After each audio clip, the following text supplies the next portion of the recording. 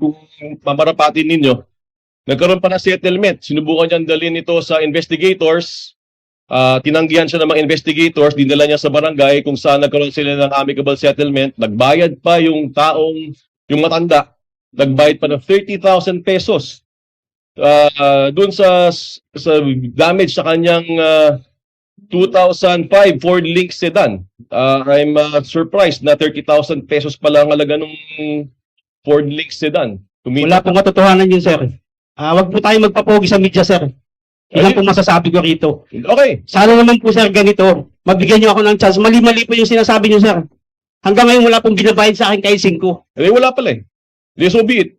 Wag niyo po sana akong gawing instrumento dito para magpapogi kayo sa media. Hindi kami nagpapapogi dito. Magpapapogi kayo, sir.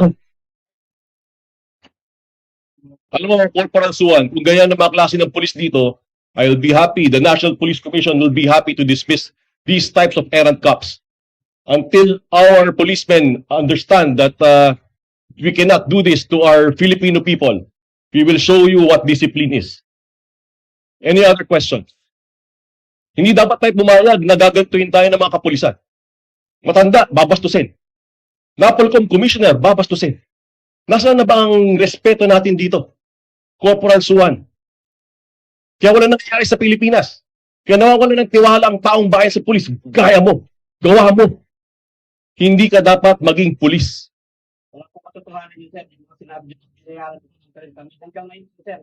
Walang binatay. And then so be it. Then so be it. Sir, maging fair lang po tayo. Okay na to. Bring Suwan up. Maging fair lang po tayo, sir. Bring Suwan up. Nagawa niyo dito para magpapagigay ng media. We will cleanse scalawags. The police force from scalawags like this.